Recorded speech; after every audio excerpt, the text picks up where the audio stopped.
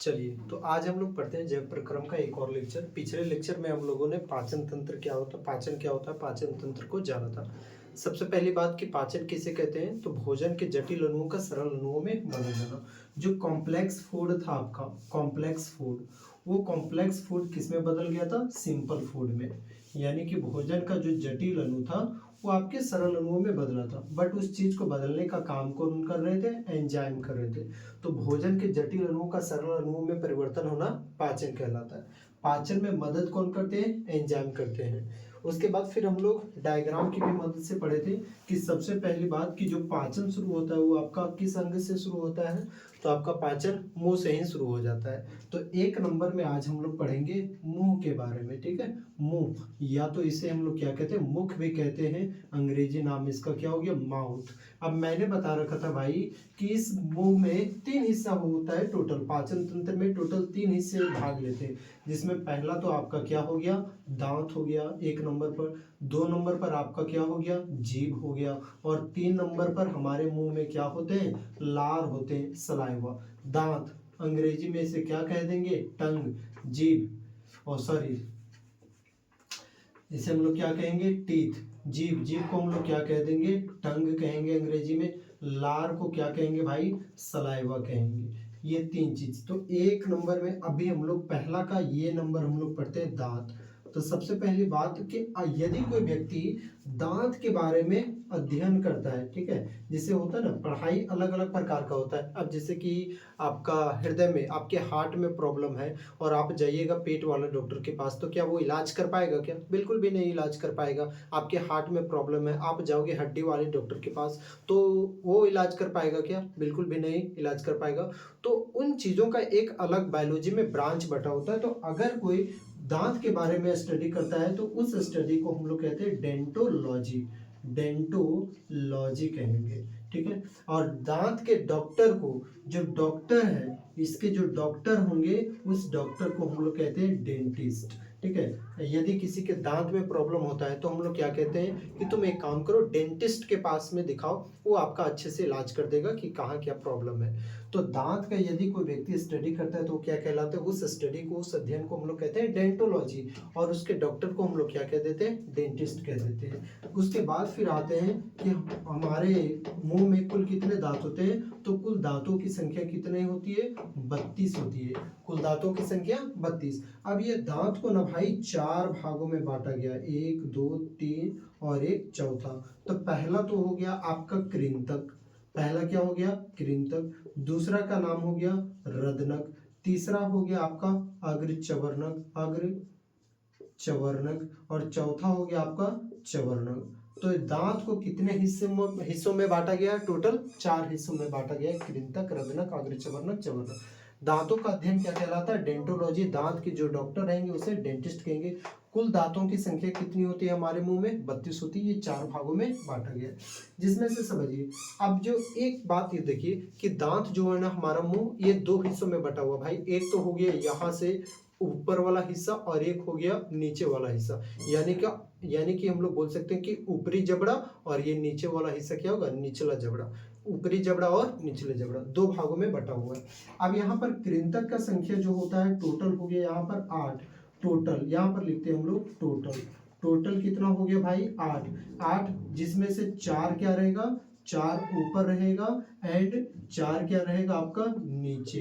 जो सामने के जो आपको दांत दिख रहे हैं ना, सामने के जो सामने वाले जो दांत दिखेंगे 1 2 3 4, या तो आप हंसते हो तो हंसते समय में थोड़ा सा मुस्कुराते हो। अब हंसना ऐसा नहीं कि जोर जोर से हंसना है, आप हल्का सा जो स्माइल देते हो, मुस्कुराते हो, तो उसमें जो दांत सामने से बाहर आते हैं वही क्या कहलाते हैं, कृंतक कहलाते हैं। ये भोजन को क्या करते हैं, भोजन को काटने में मदद करते हैं, भोजन को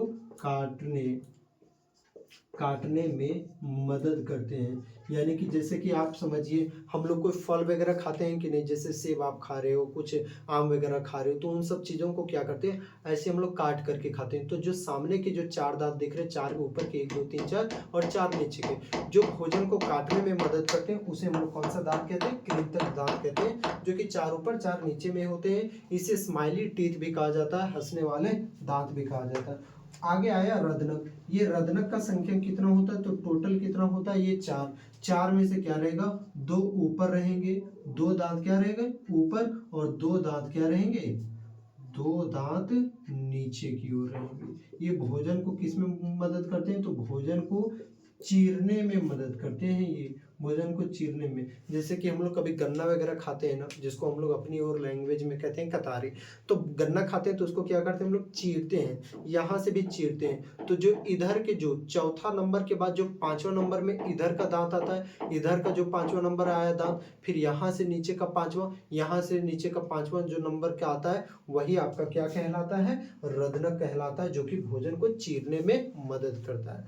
यानी कि इन दांतों की संख्या टोटल कितने हो गए, 4 हो गए। याद रखिएगा ये जो दांत होता है ना, काफी ज्यादा नुकीला होता है। हमारे में मुंह में जो नुकीला दांत हुआ वही आपका क्या कहलाता है, रदनक। और जितने भी मांसाहारी जंतु होते हैं, जैसे कि शेर, बाघ, चीता, लोमड़ी वगैरह हो गया, तो इन सब का जो दांत रहता है रदनक वाला, वो देखिएगा काफी ज्यादा नुकीला होता है। जिसमें आपको नुकीला दांत दिख जाए, समझ जाइएगा कि उस दांत का नाम क्या है, रदनक है। तो 8 और 4 कितने हो गए, 12। उसके बाद यहाँ पर इसकी संख्या, अग्रचवर्णक की संख्या कितनी होती है, 8 होती है। 8, इनमें से 4 क्या रहेगा, 4 तो ऊपर रहेंगे और 4 क्या रहेंगे, नीचे रहेंगे। ये भोजन को किस में मदद करते हैं, तो भोजन को चबाने में मदद करते हैं। अंदर के 4, इधर के मतलब इधर 2, 2 इधर, तो कितने हो गए, 4। फिर इधर इस साइड में 2 और इस साइड में 2, तो ऊपर भी कितने हो गए, 4। तो 4 ऊपर 4 नीचे, तो कितना हो गया टोटल 8। और चवर्णक कितना हो गया भाई, तो चवर्णक 8 और 4 12 और 8 20, और यहाँ पर कितना घट रहा है, यहाँ पर 12, जिसमें से 6 दांत कितने रहे, कहाँ पर रहेंगे, ऊपर, और 6 दांत क्या रहेंगे, नीचे। ये क्या करते हैं, भोजन को चबाने में मदद करते हैं, भोजन को चबाने में, तथा भोजन को पीसने में मदद करते हैं, जो हम पीसने में मदद करते हैं। यानी कि जो भी हम लोग खाना खाते हैं ना, तो उस खाना को हम लोग क्या करते हैं भाई, चबाते हैं, अच्छे ढंग से उसको पीसते हैं। तो उसमें मदद कौन करता है, आपका चवर्णक। तो दांत का अध्ययन, पहले तो हम लोग मुंह के बारे में पढ़ रहे हैं, मुंह के बारे में भी सबसे 1 नंबर पर क्या पढ़ रहे हैं, दांत के बारे में। तो दांत का अध्ययन क्या कहलाया, डेंटोलॉजी कहलाया। और दांत के डॉक्टर को हम लोग क्या कहते हैं, डेंटिस्ट कहते हैं। कुल दांतों की संख्या कितनी होती है, 32 होती है। और दांत को कितने भागों में बांटा गया, 4 भागों में, कृंतक, रदनक, अग्रचवर्णक, चवर्णक। कृंतक क्या होता है, टोटल आपके 8 दांत होते हैं, जो कि किसमें मदद करते हैं, भोजन को काटने में। हंसते हुए भी जो आपका दांत दिखता है वो कृंतक हो गए, जिसमें से 4 ऊपर रहेंगे और 4 नीचे की ओर। रदनक टोटल कितने हो गए, 4 दांत हुए, जिसमें से एक ही साइड 2 हुआ, एक ही साइड 4 हो गया। तो जिसमें से 2 ऊपर की ओर होंगे और 2 नीचे की ओर होंगे, जो कि भोजन को चीरने में मदद करते हैं। अब आगे आते हैं अग्रचवर्णक। अग्रचवर्णक कितने होते हैं, टोटल 8, 4 ऊपर में 4 नीचे में, जो कि भोजन को चबाने में मदद करते हैं। और 4 जो 8 जो है 12 जो होंगे वो आपका क्या हो जाएगा, चवर्णक हो जाएगा, जिसमें 6 ऊपर रहेंगे और 6 नीचे रहेंगे। उसके बाद अब देखिए दांत, जो आप लोग जानते भी होंगे कि दांत जो होते हैं जीवन में सिर्फ 2 बार ही आते हैं भाई। दांत अगर आएंगे तो जीवन में ओनली 2 टाइम्स आते हैं। एक तो होता है आपका जो दूध का दांत होता है, और दूसरा आपका कौन सा दांत हो गया, तो दूसरा आपका होता है स्थायी दांत। जीवन में सिर्फ 2 बार ही दांत आएंगे, तीसरा बार तो आएगा ही नहीं। अगर बड़े होने के बाद अगर कहीं आप मारपीट किए हुए हो, उसके बाद अगर आपका दांत कहीं से भी टूट जाता है, तो फिर तो आप भूल ही जाओ कि दांत आएगा। सो उसके जगह पर आपका कभी भी दांत नहीं आ सकता है। फिर आप पैसा लगा करके अलग बनाइए, चांदी का, सोना का, जो भी लगवाना है उसका दांत लगवाइए। बट ये नेचुरल रूप से कितने बार आ सकते हैं दांत, तो सिर्फ जीवन में 2 ही बार आ सकते हैं। तो दूध के दांत होते हैं एक, और एक कितने कौन सा होते हैं, स्थायी दांत। दूध के दांतों की संख्या कितनी होती है, तो 20 होती है, और स्थायी दांतों की संख्या कितनी होती है, 12 होती है। आप इसे स्क्रीनशॉट ले लो। चलिए, तो दांत कितने बार, 2 बार आते हैं। एक तो क्या हुए, पहला तो हुआ दूध के दांत, दूध के दांत, इसे हम लोग क्या कहते हैं, मिल्क टीथ कहते हैं, दूध के दांत, ठीक है। और उसके बाद दूसरा आपका क्या हो गया, परमानेंट टीथ, यानी कि स्थायी दांत, स्थायी दांत। तो ये क्या कहलाते हैं, अंग्रेजी में इसे हम लोग कहेंगे परमानेंट टीथ कहेंगे। अब बात को भाई समझो ऐसे करके, तो दूध के दांतों की संख्या कितनी होती है, ये 20 होते हैं संख्या में, और अस्थाई दांतों की संख्या कितनी होती है, ये संख्या में 12 होते हैं। अब सवाल सुनिए, पेपर का सवाल सुनिए कि पेपर में क्या पूछ सकता है कि जीवन में, मानव जीवन में कितने ऐसे दांत हैं जो सिर्फ एक बार आते हैं। मानव जीवन में ऐसे कितने दांत हैं जो सिर्फ एक बार आते हैं, तो सिर्फ एक बार कितने दांत हुए, 12 दांत हुए। मानव जीवन में कितने ऐसे दांत हैं जो जीवन में 2 बार आते हैं, तो कितने हुए, 20। एक बार ये क्या होगा, 20 दांत टूटेगा और उसके जगह पर आपके नए 20 दांत देखने को मिलेंगे। तो ये जो दूध का दांत हुआ जिसकी संख्या कितनी होती है, 20, ये जीवन में कितने बार आएंगे, तो ये जीवन में आएंगे 2 बार ही आएंगे, 2 बार। और जीवन में ये कितने बार आएंगे, 1 बार आएंगे। और जब आपका टोटल ये दोनों मिला करके यहाँ पर 32 का 32 दांत हो जाएगा, उसके बाद फिर कहीं टूटा तब तो कहानी खत्म हो गया, उसके जगह पर फिर आपको नया दांत लगवाना ही पड़ेगा। इसलिए कहीं भी जाइए तो कहीं भी मार खाइए आप सभी कोई, बट एक चीज बचा करके, आप अपना थोबड़ा, जिसको हम लोग कहते हैं जबड़ा, मुंह, ये बचा करके, क्योंकि एक बारी दांत गया तो फिर वापस से आएगा नहीं। अब थोड़ा सा यहाँ पर हम लोग कुछ फॉर्मूला को पढ़ लेते हैं भाई। दंत सूत्र पूछता है जिसको हम लोग क्या कहते हैं, डेंटल फॉर्मूला, जो कि अब डेंटल फॉर्मूला जो कि अक्सर कई बार आपके पेपर में पूछ लिया करता है। तो सबसे पहली बात बताइए, देखिए यहाँ पर 2 हिस्सों में हमारा दांत कितने हिस्सों में बटा हुआ है, 2 हिस्सों में, एक ऊपरी जबड़ा हो गया और एक नीचे का जबड़ा हो गया। तो ये तो हो गया यहाँ पर, ये ऊपरी जबड़ा, ये निचला जबड़ा हो गया, और एक क्या हो गया यहाँ पर आपको देखने को मिल रहा है ऊपरी जबड़ा, ये हो गया आपका मुंह। ठीक है, ओके। अब डायग्राम जैसे भी बनाओ एडजस्ट करिए। तो डेंटल फॉर्मूला हम लोग देखते हैं, तो इस चीज को हम लोग कितना, 2 भागों में बटा हुआ भाई, एक ऊपर और एक नीचे। उसके बाद इधर भी इसको ऐसे बांट दीजिए, तो कितना हिस्सा हो गया, 1 2 3 4, टोटल 4 हिस्सा। मतलब इसको हम लोग ऐसे बांट देते हैं, ऐसे करके। तो एक हिस्सा ये इधर हुआ, एक हिस्सा इधर हुआ, 2, एक हिस्सा इधर हुआ, एक हिस्सा इधर हुआ, तो 1 2 3 4, 4 हिस्सों में मैंने बांट दिया है। तो दांत के टोटल कितने प्रकार मैंने पढ़ा रखे हैं कि 4 भागों में बांटा गया था भाई दांत को। किसमें किसमें, तो पहला तो आपका क्या हो गया, 1 मिनट में इसे साफ करता हूँ थोड़ा सा। 4 भागों में बांटा गया था भाई। कृंतक, कृंतक को हम लोग अंग्रेजी में क्या कहते हैं पता है, इंसीजर कहते हैं, इंसीजर्स। दूसरा है रदनक, रदनक को हम लोग कहते हैं कैनाइंस, कैनाइंस। उसके बाद है तीसरा अग्रचवर्णक, अग्रचवर्णक को कहेंगे प्रीमोलर्स। और उसके बाद है चवर्णक, चवर्णक को हम लोग कहेंगे मोलर्स। ये हो गया आपका। अब यहाँ पर हम लोग दांत को कितने हिस्सों में बांट दिए हैं भाई, टोटल 4 हिस्सों में बांट दिए हैं। हमारा मुंह 2 हिस्सों में बटा हुआ, ऊपरी जबड़ा निचले जबड़ा। अगर बीच में से फिर बांटेंगे तो 1 2 3 4, टोटल 4 क्वाड्रेंट बन जाएंगे, यहाँ पर ऐसे देखने को मिलेंगे। तो दांत को 4 भागों में बांटा गया है, इंसीजर, केनायन, प्रीमोलर और चौथा मोलर। उसके बाद फिर से आइए, इंसीजर, केनायन, प्रीमोलर और उसके बाद मोलर। फिर से आइए उसी तरह से अग्रचवर्णक, एक क्या हो गया आपका, तो कृंतक हो गया, रदनक हो गया, अग्रचवर्णक हो गया, चवर्णक, कृंतक हो गया भाई, रदनक हो गया, अग्रचवर्णक हो गया, और ये आपका क्या हो गया, चवर्णक हो गया। तो यहाँ पर बताइए इंसीजर का टोटल नंबर कितना था, 8, और केनायन का टोटल नंबर कितना था, 4, ये कितना था फिर 8, और ये टोटल नंबर में कितने थे, 12। तो ये टोटल नंबर में 8 है इंसीजर, यानी कि कृंतक संख्या में कुल कितने, 8। तो 8 में से 2 तो इस साइड रहेंगे और 2 इस साइड रहेंगे, फिर 2 इधर नीचे में इस साइड हिस्से में रहेंगे, और नीचे में 2 इस साइड वाले हिस्से में रहेंगे।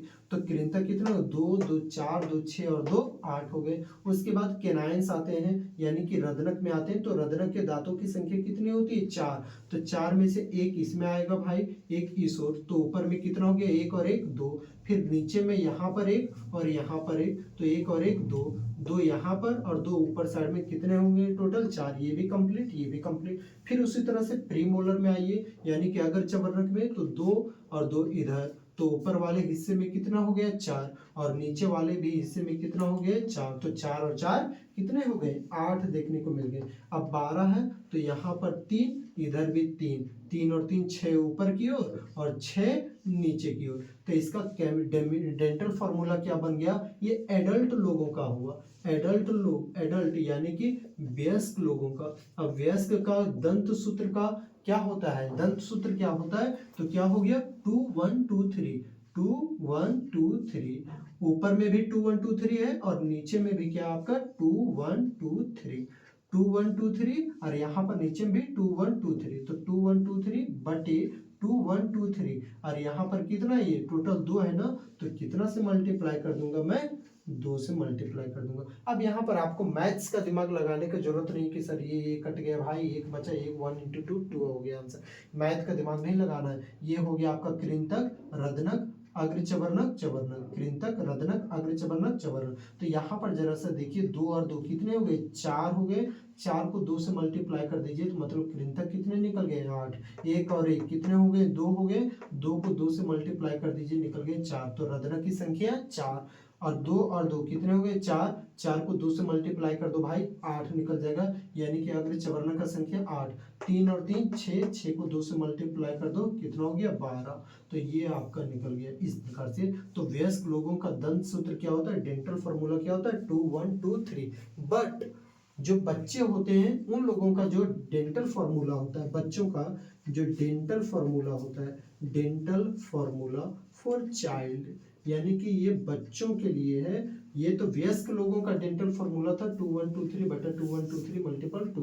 लेकिन यहाँ पर अगर हम लोग देखेंगे कि डेंटल फॉर्मूला फॉर चाइल्ड, बच्चों के लिए दंत सूत्र क्या होता है, तो बच्चों में तो याद रखिएगा, बच्चों में टोटल कितने दांत होते हैं, 20 दांत होते हैं। तो यहाँ पर 20 में से क्या रहेगा, कृंतक का संख्या ठीक उसी तरह से 8 रहेगा, रदनक का संख्या भी 4 रहेगा।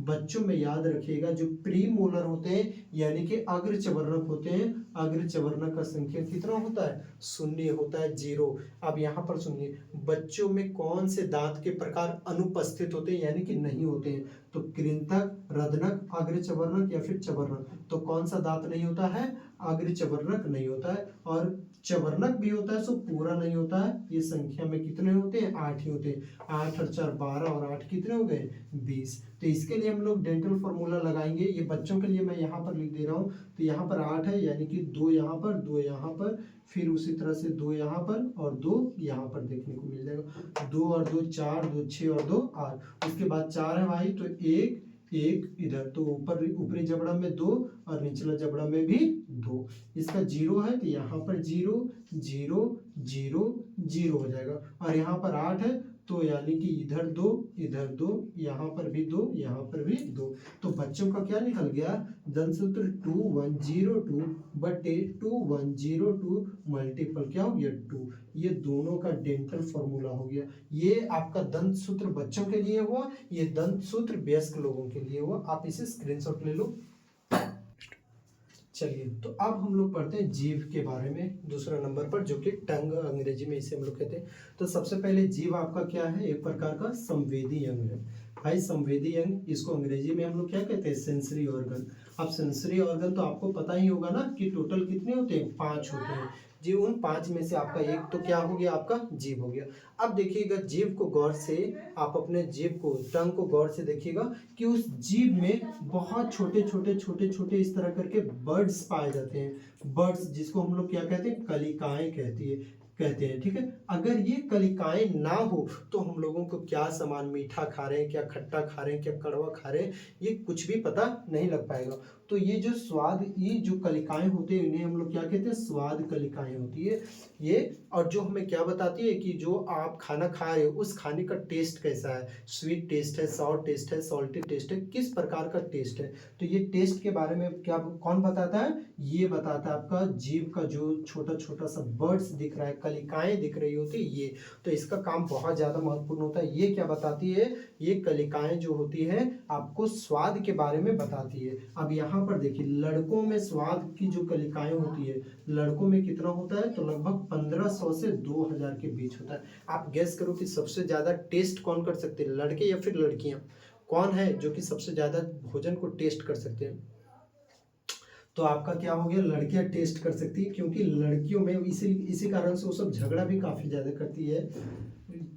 कि लगभग कितना होता है आपका उसमें टेस्टिंग बट 2000 से लेकर के 2500 के बीच में होता है। किसमें? लड़कियों में। तो लड़कियों में जो स्वाद कलिकाएं होती है वो लगभग 2500 तक होते हैं और लड़कों में लगभग 2000 तक होते हैं। इस कारण से लड़कों की अपेक्षा टेस्ट करने की क्षमता लड़कियों में ज्यादा होता है। अब ये जो होता है टंग जो होता है एक प्रकार का संवेदी अंग है, दूसरा मांसल अंग है। मांसल अंग मतलब यानी कि देखिए आप जीभ को इस तरह कहीं से भी आप किसी भी तरह से फोल्ड कर सकते हो, मोड़ सकते हो, चौड़ा कर सकते हो, पतला कर सकते हो। क्यों?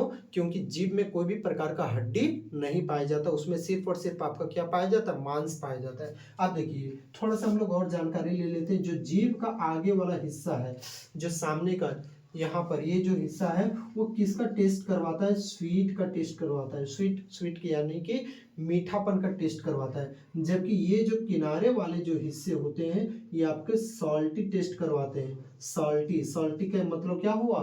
नमकीन। और जो यहाँ पर आपका जो हिस्सा है यहाँ पर ये आपका कौन सा टेस्ट करवाता है? सॉर टेस्ट यानी कि खट्टा। जो जीभ का आगे वाला हिस्सा है वो मीठे का टेस्ट करवाता है, किनारे किनारे वाला जो हिस्सा होता है वो सॉल्टी टेस्ट करवाता है। और जो यहाँ पर जो हिस्सा होता है आगे के जस्ट बीच वाला हिस्सा वो आपका क्या टेस्ट करवाता है? सॉर टेस्ट यानी कि खट्टा।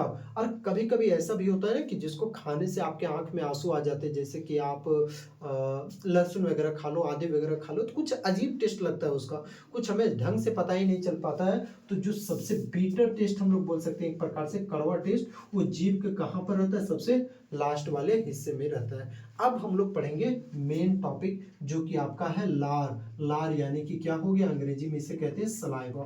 तो आप इसे जल्दी से स्क्रीनशॉट ले लो पहले। चलिए अब हम लोग पढ़ते हैं मेन टॉपिक। यहाँ से आपका बहुत ज्यादा इंपॉर्टेंट बनता है, वो तो आपका एक प्रकार से सोच लीजिए इंट्रोडक्शन था।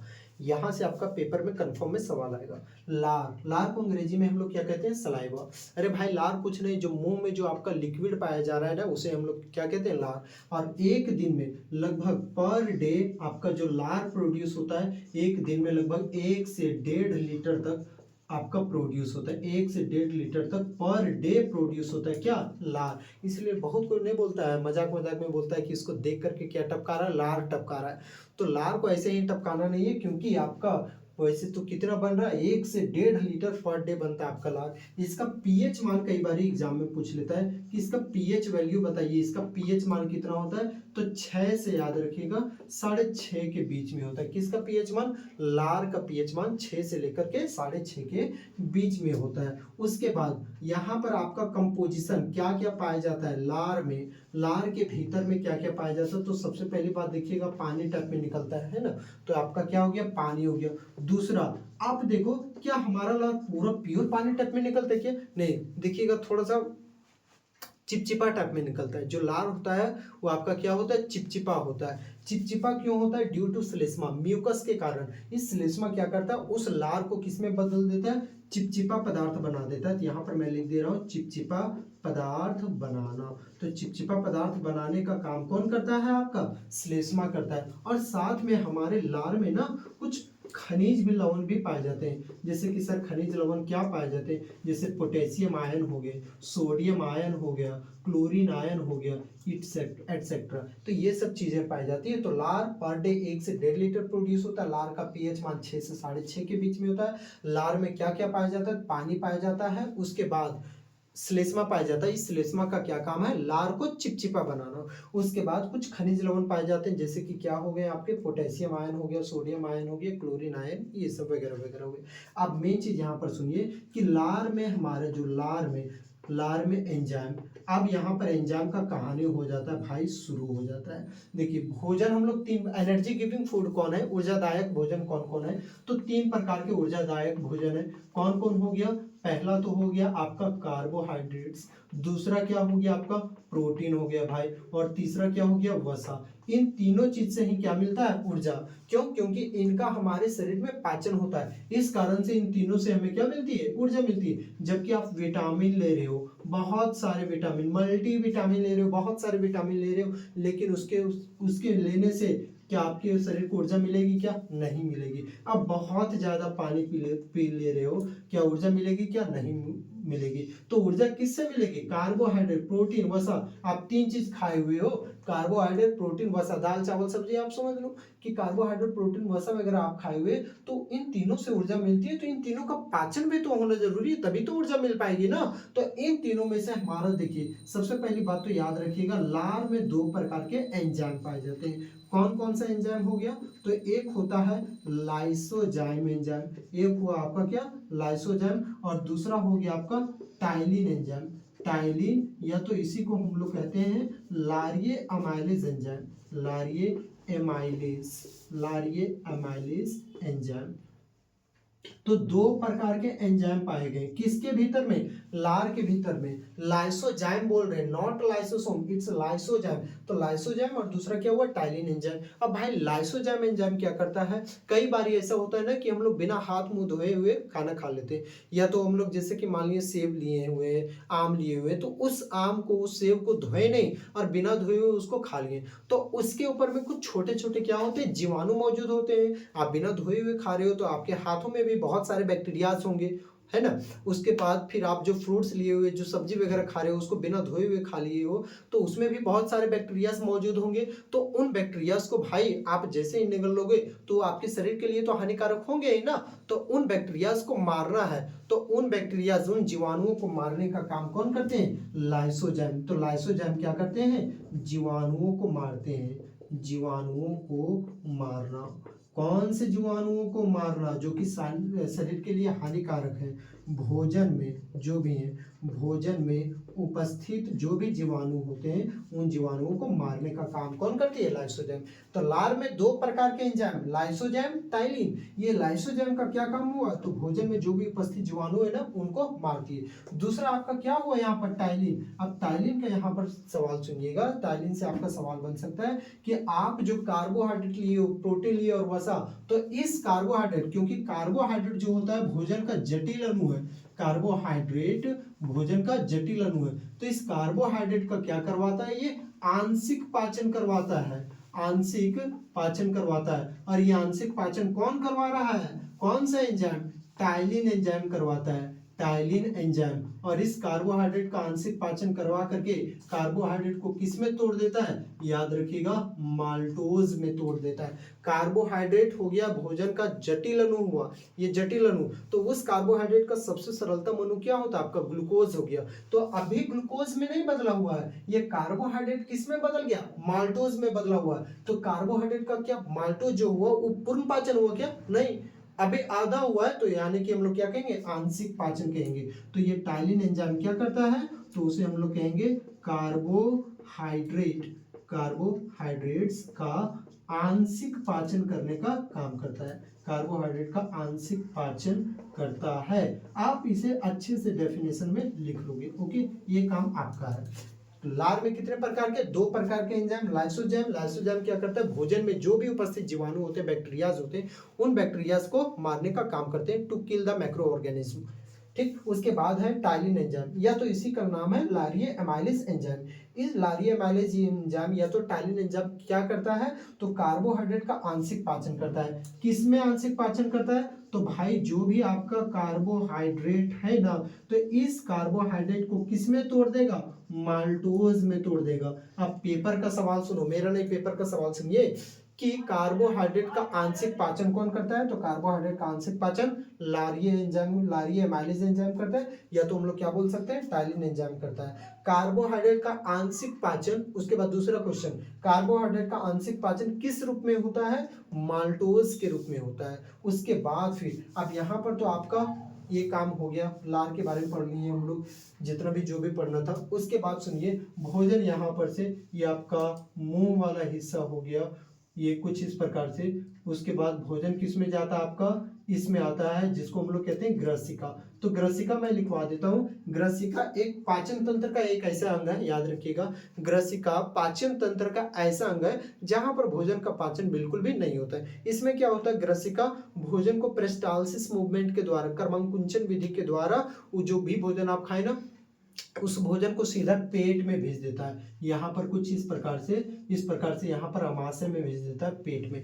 तो ग्रसिका का क्या काम होता है, भोजन नलिका का क्या काम होता है, जो भी यहाँ पर आपका काम हुआ, दांत चबाया उबाया, पीसा उसा, उसके बाद लार वगैरह मिक्स उक्स किया, जो भी अपना पाचन उचन किया, उसके बाद जो कार्बोहाइड्रेट का आंशिक पाचन हुआ, उसके बाद पचा क्या नहीं, आपका प्रोटीन नहीं पचा है, वसा नहीं पचा है, कार्बोहाइड्रेट का आंशिक पाचन हुआ, तो कार्बोहाइड्रेट, प्रोटीन, वसा, इन तीनों को कहाँ पर भेज देगा, अमाशय में भेज देगा। और इन तीनों को भेजने का काम कौन करेगा, ग्रसिका करेगा। ठीक, उसके बाद थर्ड नंबर पर बचता है आपका अमाशय। आज हम लोग का 2 चीज कंप्लीट हो गया। ठीक है, हम लोग कल से तीसरा नंबर पढ़ेंगे अमाशय के बारे में। 2 चीज आपका कंप्लीट हुआ, पहला हुआ है मुंह के बारे में। मुंह में हम लोग कितना हिस्सा पढ़े, 3 हिस्सा, जीभ पढ़े, दांत पढ़े और तीसरा लार। उसके बाद दूसरा हिस्सा कंप्लीट हो गया ग्रसिका। हम लोग नेक्स्ट क्लास में पढ़ेंगे अमाशय स्टमक के बारे में। ओके, मिलते हैं नेक्स्ट वीडियो में।